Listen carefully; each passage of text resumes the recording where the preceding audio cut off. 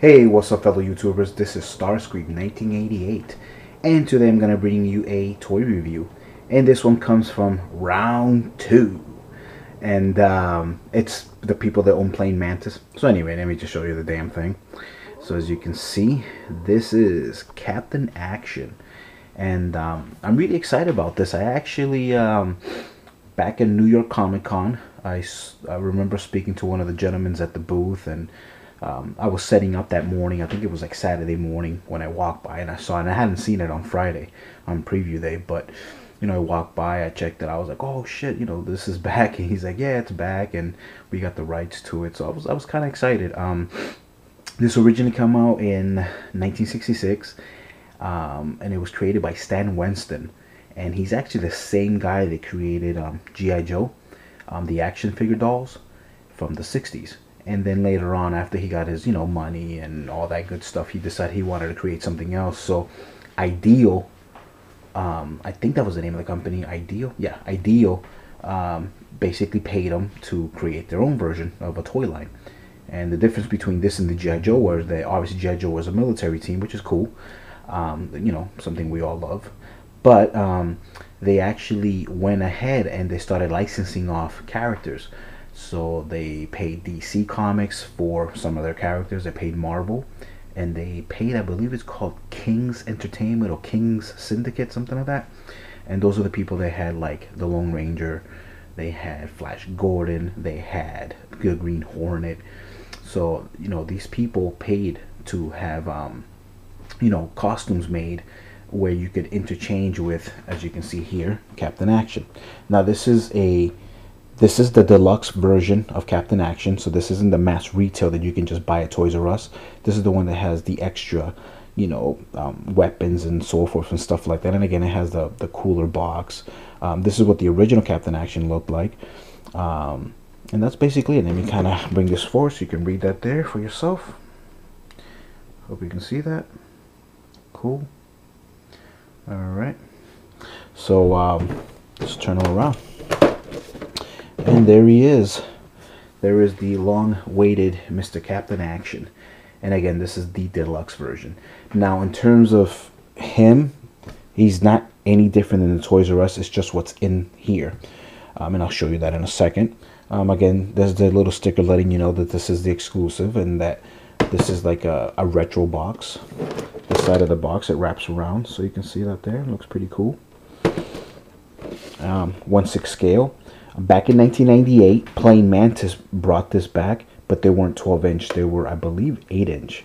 And a lot of people were kind of disappointed and pissed off about that, so it didn't take off. Bottom of the box, as you can see there, Forever Fun, round 2, the people that own it, Marvel Comics.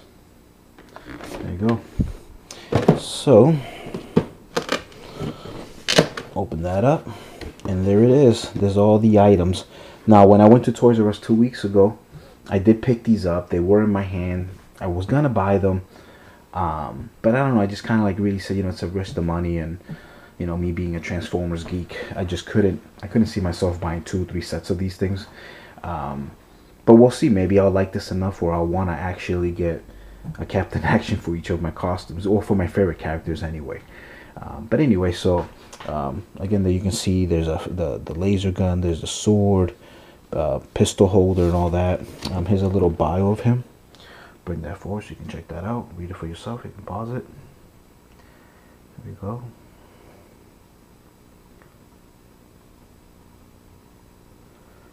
And then that. Let justice be done. That's basically it. Again, very cool package. A lot bigger than the mass retail Toys R Us. I believe the Toys R Us is really honestly just that big and that's it. But yeah, so it's a little bit bigger because they give you a little bit more.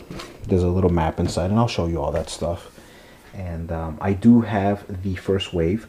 I do have the Spider-Man and the Captain America, but I'll show you those in the video after this or whatever. Right now we're just going to focus on this. But again, that's basically it. And so let's open them up so we can all check it out. Cool.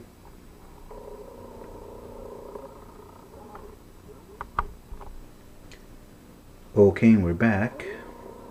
Now normally I never go back and show boxes or whatever, but I just thought this was interesting. Small thing to note. Very reminiscent to Hasbro's Star Wars line of boxes, as you can see. So it's kind of like a two-piece thing. So just kind of wanted to show you that how Star Wars boxes were like this, where the figure was here, but then you can kind of put him in there. So anyway, so I thought that was kind of interesting. I guess they kind of copied, I guess. And then the other thing was, this is actually, that was the back of the box, as you guys saw, but then it's kind of like a shoebox. So then, you know, there's some artwork in there, as you can see. But then you can just kind of pull this out. So instead of keeping all that plastic, you can kind of just take your figure, put them in there, and then you just put them away. So again, very reminiscent to the early G.I. Joe boxes, but again, it was, you know, the same guy created both lines, or helped create both lines, so very reminiscent. So you can kind of just keep them in there. This one is really sturdy. This one isn't that much, so yeah, I guess you would have to be careful with this. So anyway, I just kind of want to show you that. So anyway, so here he is again.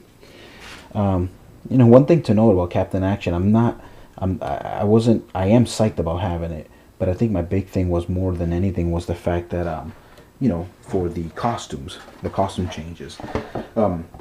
In itself, the figure's kind of dopey looking. But, you know, it is what it is. They're just trying to be very retro and kind of go back to the original look of the figures, you can see. Obviously, his head does come out. Pretty rigid. It's not as soft as I thought it would be. In terms of articulation, we'll kind of get that done. He has their elbow. Got some biceps. I was kind of surprised. His hands obviously turn all the way. They do come out. I'll show you that in a second. He has shoulder. Now, because of his uniform, he can't go all the way around. But, you know, you get the idea. Head, 360. As you can see there. Same thing with the other arm. He has knees. I don't think he has double knees. He actually does have double knees, but again, because of the pants, I can't really show you that. And obviously, everything comes out, and whatever. Now the belt, when I was originally shown, it was kind of loose, so you do have to put the gun strap and the sword holder, and we'll put those together right now. There's his gun. See that? And that goes there. Fits very nicely. Actually, they did a really good job with that. And then you can even pin it if you like, I guess. See if that actually holds. Yeah, that held pretty good. There you go. The sword, I would assume you put it this way, probably, I guess. And, ooh. This seems really tight. Let's kind of move this forward a little bit more. Yeah, that's actually really tight. There we go, I guess. There you go. There's a sword. You can put his helmet back there. Sorry about that. I kind of have the camera real high, so it makes it a little uncomfortable, but well, there you go. So he has waist articulation too, it seems. He does the ab crunch. So very cool. He's actually really light. There's not much to him. So you can see there. So I'm not gonna strip him down. We're not gonna go there. He comes with some cool little features. I think these are some of the things that the whatchamacallit, the retail doesn't come with. It comes with this little folder here. It's not a big deal, but you know, then they give you like all these little neat things. I guess his next mission or something that looks like a futuristic, maybe, I don't know, New York. There's a picture of Dr. Evil, I'm assuming. There's some German plans or something. Plans to a building that maybe he has to infiltrate. There's a map again. And you can just kind of take all this stuff and came folded, but I unfolded it so I can show you guys. You just take all this stuff and you can just kind of put it right here in the folder. And that's basically it. I don't know if he can hold it. I'm assuming he can. Yeah, he can. So as you can see there. Take out his hands there. If you want to give him fists. And it's on a ball joint. And there you go. Now he has fists again. So. Seems pretty semi-posable. I'm kind of bring this down a little there. Let's see. He kind of holds by himself pretty well. I don't know if I can give him some funky pose, but let's see.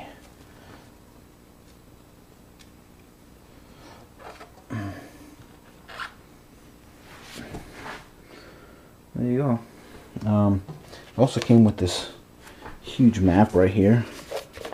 Take this out, see what it is.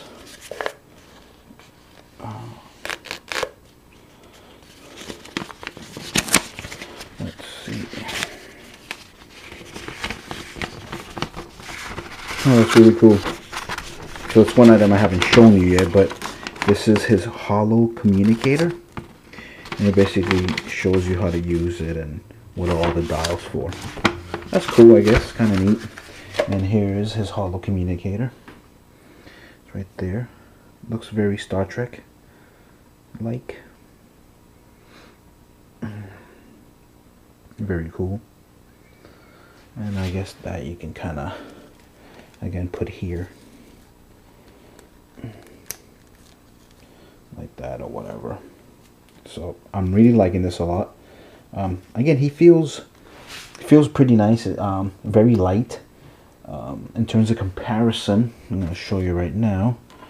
I pulled out. I could only pull out the closest things I had, but here's the 13-inch DC Direct Superman, and that's a huge difference.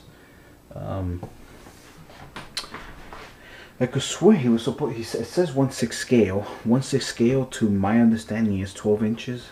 That's more than an inch of height.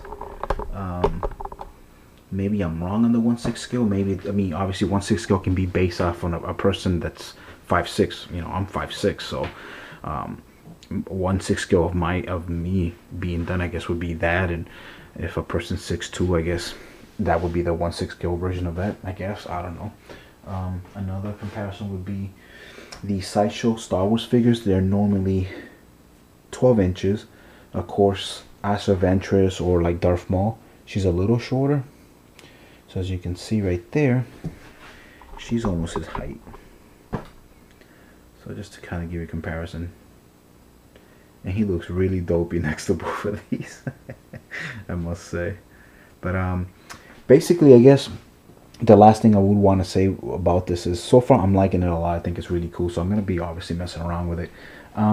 And then, like I said, in the next couple of reviews, I'm going to show you the different costumes. But if you can pick up the Toys R Us version and you don't care about this other crap that I just showed you, like the little folder and the map, and I mean the map of the Communicator or whatever, then yeah, save yourself $10 and pick up the retail version. Retail versions are $29.99. This one was $39.99. Of course, I get my discount, my 20% off, so I think I paid $34. So I only pay $4 more. And obviously my boss never charges me tax, so it's like a flat fee. And it's the same thing with the costumes. The costumes tend to be, I think, $10 more. But the costumes are a big difference from the retail. And again, you'll see that they give you a little bit more. But anyway, that's it. I hope you enjoyed my review. It was a quick one, less than 10 minutes. If you haven't subscribed, please do so. Give me some thumbs up, please, if I deserve them. And I'll talk to you guys later. And we'll see you in the next review. Thanks again, guys. Peace.